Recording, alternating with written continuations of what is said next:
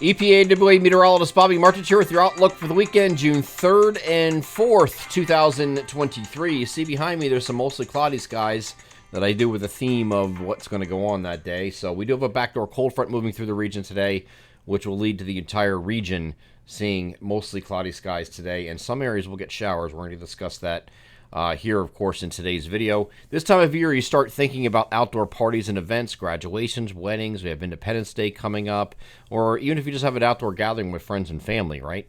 Many of these events you have to plan well in advance without knowing what the weather's going to be like, and then you're just left crossing your fingers and hoping for the best.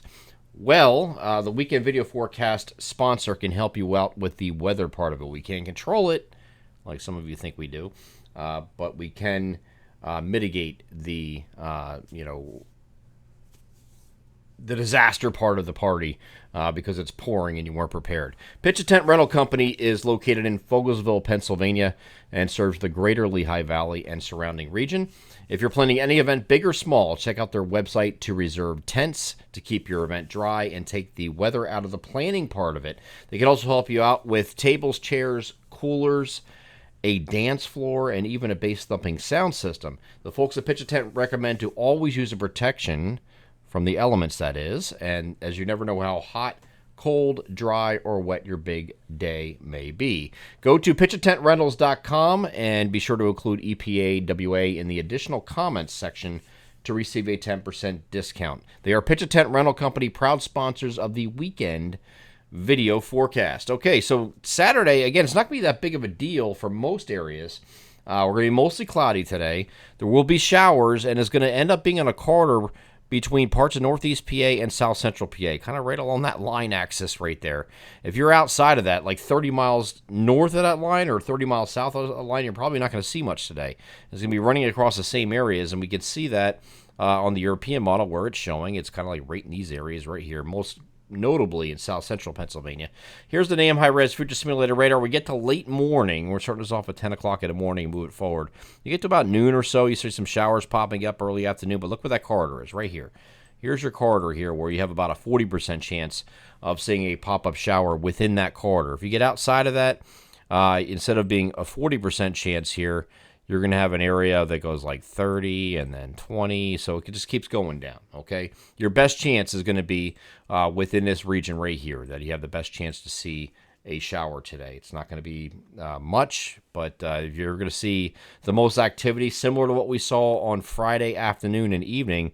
It's going to be here across south central Pennsylvania, I think. So that's where your areas that we're targeting for the best chances for some showers today. And again, this is going to be generally an afternoon deal, because once we get to the evening, you have a spotty shower still kind of hanging around here in a few spots, but just like yesterday, you get the sunset, it's done, right? That's all we're dealing with. But it comes in during the afternoon is when these start to pop up.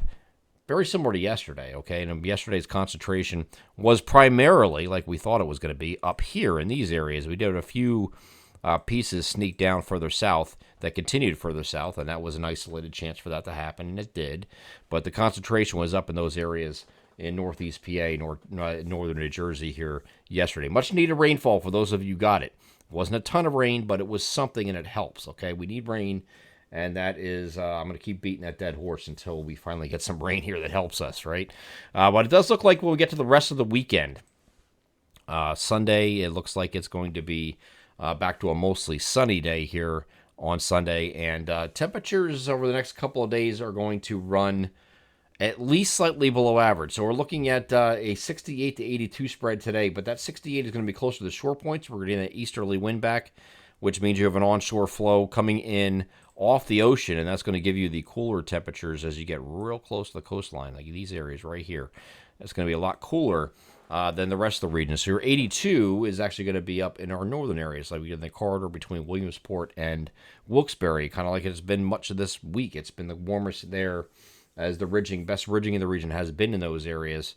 So that is going to continue again today.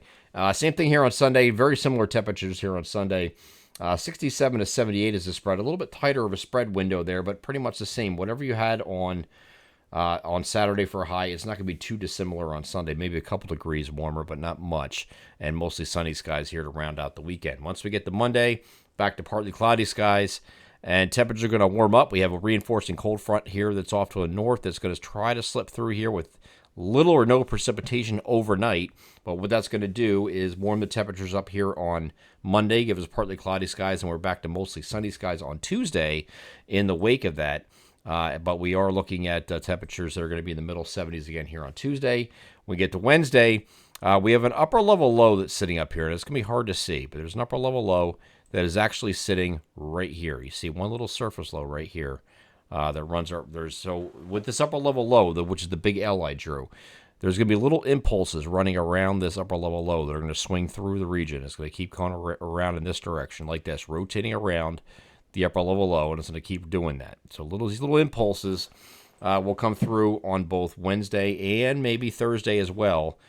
We actually have a stray shower chance here on Friday as well until this thing completely pulls away. Whenever an upper level low present, you have instability showers in the afternoon. So here's what we get on Wednesday. Here you can see those showers moving through the region. Upper level low is still up here, right? But then you have a surface low sitting right here. Okay, it's rotating around that upper level low, and it's going to continue to do that here on Thursday as well. So we could get lucky and get some showers, not much, but some showers, and again, every little bit helps.